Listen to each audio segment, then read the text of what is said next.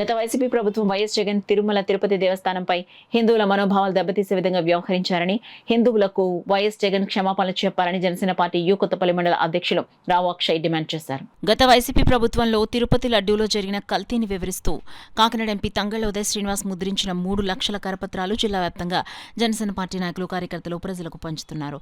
ఈ సందర్భంగా కొత్తపల్లి మండలంలో రావు అక్షయ్ ఆధ్వర్యంలో కరపత్రాలు పంచారు. ఈ కార్యక్రమంలో కొత్తపల్లి మండలం పార్టీ వైస్ ప్రెసిడెంట్ దొడ్డి దుర్గా ప్రసాద్, నాయకులు పల్లెటి బాపనదుర, బోనం పరమేశ్ తదితరులు పాల్గొన్నారు. కొత్తపల్లి మండలం వ్యాప్తంగా కూడా మా గ్రామ ఇన్ఛార్జీలకి అందరికీ కూడా ఈ పాంప్లెట్లు ఇచ్చి, ఈ జగన్మోహన్ రెడ్డి ఏదైతే ఈ పైశాచిక ఆనందం పొందాడో లడ్డూ కల్తీని చేసి, మరి అలాంటి పైశాచిక ఆనందం కావాలని ఒక తీవ్రవాదుల్లా ప్రవర్తించిన జగన్మోహన్ రెడ్డి ప్రభుత్వాన్ని ప్రజలు చేతకరించుకునేలాగా ఇప్పటికే చేతకరించుకుంటున్నారు. మరి ఇంకా కూడా నిజాలు ప్రజలకు తెలియాలన్న ఉద్దేశంతో ప్రజలందరికీ కూడా ఈ నిజాలు పాంప్లెట్ రూపంలో ఇవ్వడం జరుగుతుంది.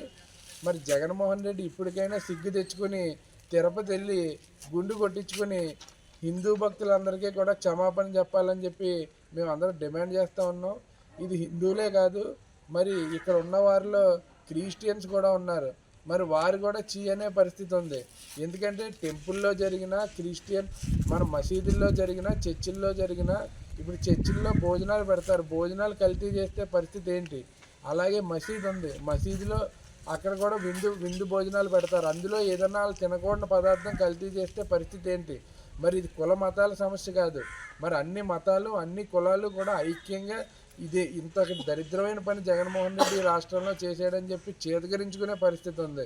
మరి అందులో భాగంగా మీరు ఈ లడ్డూ మీద నిజాలు ప్రజలకు తెలియాలన్న ఉద్దేశంతో ఈ పాంప్లెట్లు ఈవేళ పంచడం జరుగుతుంది కొత్తపల్లి మండలం వ్యాప్తంగా. మరి పార్లమెంటు వ్యాప్తంగా కూడా ఒక 3 లక్షల పాంప్లెట్లు ఎంపీ గారి ఆధ్వర్యంలో కళ్యాణ్ గారు ఏదైతే ముందు నుంచి చెప్తా ఉన్నారో ఆ నిజాలన్నీ ప్రజలకు తెలిసేలాగా పాంప్లెట్లు పంచుతూ ఉన్నారు.